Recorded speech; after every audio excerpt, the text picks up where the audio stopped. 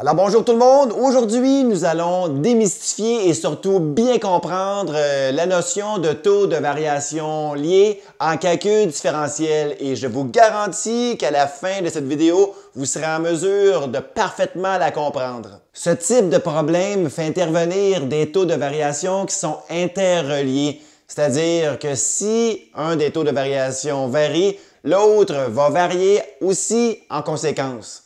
Pour comprendre cette notion de taux de variation lié, nous allons voir ensemble aujourd'hui deux problèmes. D'abord, celui-ci du ballon sphérique que nous gonflons.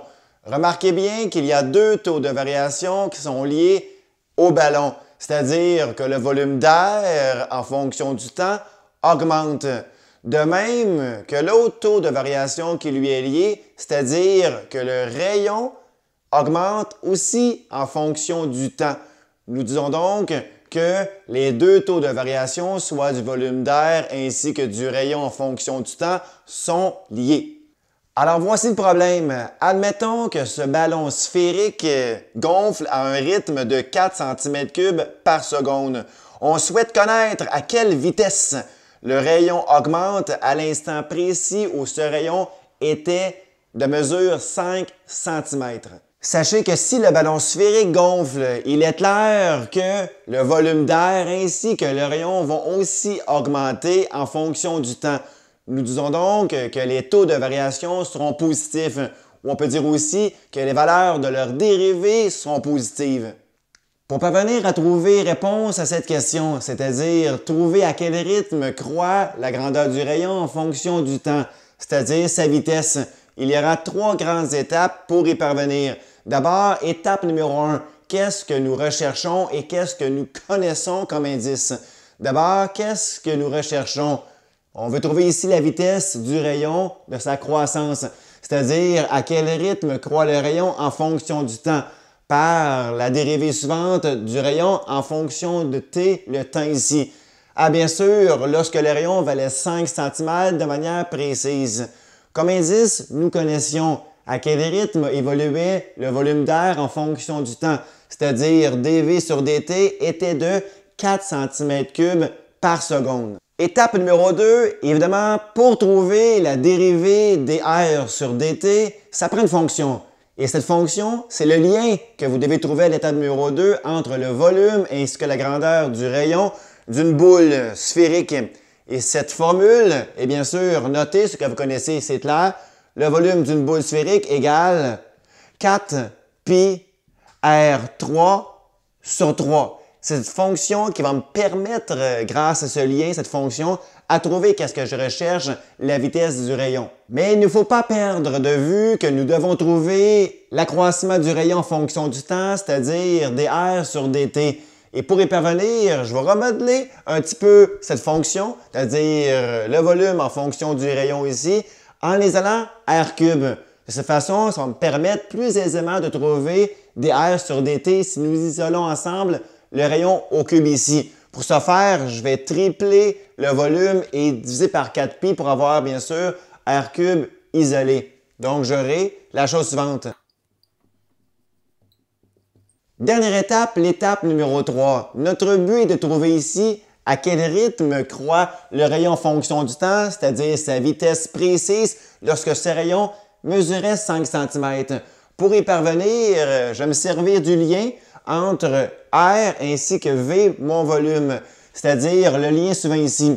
Et je vais dériver les deux membres de mon équation, de gauche ainsi que de droite, en fonction de t, c'est-à-dire dérivons R3 en fonction du temps et dérivons aussi bien sûr l'expression du membre de droite aussi en fonction du temps, c'est-à-dire dérivons 3V sur 4pi en fonction du temps également. À l'étape suivante, nous avons un grand problème car si vous remarquez bien, mon but est de dériver les deux membres de mon équation, autant R3 que 3V sur 4pi en fonction de t, le temps. Mais aucunement R3 que 3V sur 4pi ne sont exprimés en fonction de t, le temps. Donc, pour y parvenir, nous devons nous servir d'une chose clé en calcul différentiel, la règle de dérivation en chaîne. Voici cette fameuse règle, c'est-à-dire cette belle ligne. Vous remarquez bien qu'autant le membre de gauche que de droite correspond à mon équation d'au-dessus, c'est-à-dire que si les DR se simplifiaient, on colerait ici à mon membre de gauche initial, ainsi que ces DV, si elles se simplifiaient, bien sûr, je colerais ici à mon membre de droite. Donc, c'est grâce à cette règle de dérivation en chaîne que je vais permettre à trouver que vaut ici dr sur dt lorsque le rayon valait précisément 5 cm. Donc, allons-y. Dérivons, bien sûr, r³ en fonction r.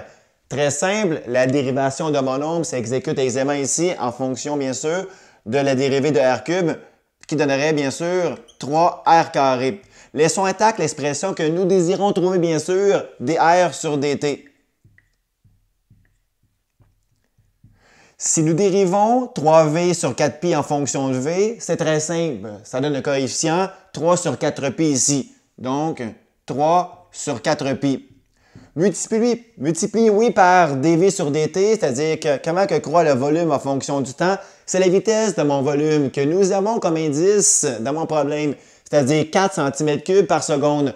Donc, dv sur dt est chiffré, c'est une constante, bien sûr ici, 4 cm3. Laissons ici, bien sûr, juste 4. Rendu ici, notre objectif est de trouver ici la valeur de l'expression dr sur dt. Pour y parvenir, on va l'isoler ici en disant autant le membre de gauche que de droite par 3r². Effectivement, isolons ici bien sûr de cette grande équation dr sur dt. Chose très simple, d'abord à mon membre de droite, je vais juste remodeler ici ce membre de droite en divisant par 4 autant au numérateur qu'au dénominateur. Donc ces 4 se simplifient. De même que si nous divisions par 3 à gauche et à droite dans mon équation, ces 3 s'élimineraient ensemble. Et finalement, si nous divisions par carré et à gauche et à droite, j'atteindrai mon objectif, c'est-à-dire d'isoler dr sur dt. Donc, on obtient l'expression suivante. 1 divisé par pi r². Maintenant, nous avons totalement terminé le problème, car si vous remarquez bien, l'expression dr sur dt signifie la vitesse de mon rayon, c'est-à-dire comment varie mon rayon en fonction du temps à n'importe quel moment précis, c'est-à-dire pour n'importe quelle valeur de mon rayon. Ma question était, à quelle vitesse est en croissance mon rayon lorsque ces rayons mesuraient précisément 5 cm. Donc, à la fin du problème, nous avons qu'à transférer R par 5 cm. Donc, ma réponse était la suivante. 1 sur pi fois 5 au carré, c'est-à-dire pour rendre le tout plus clair, 1 sur 25 pi. Et si nous calculons cette valeur de l'expression 1 sur 25 pi, on obtiendrait, arrondi ici bien sûr, 0,0127 cm par seconde. Voilà la vitesse de croissance de mon rayon lorsque le ballon gonflait et précisément lorsque ces rayons mesuraient 5 cm. Et pour comprendre la vitesse de mon rayon à 5 cm, remarquez bien dans le schéma suivant. Lorsque le ballon gonflait à un rythme constant de 4 cm3 par seconde, lorsque le rayon mesurait 5 cm, là, mais la vitesse de mon rayon, qu'on appelle la vitesse instantanée, correspondait à 1 sur 25 pi, c'est-à-dire environ 0,0127 cm par seconde. Voilà la vitesse que nous recherchions.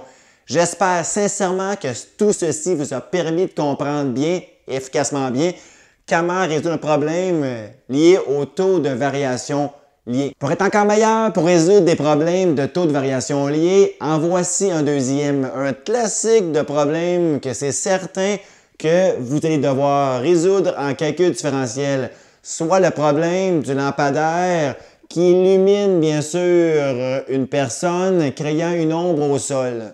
Alors voici le problème en question.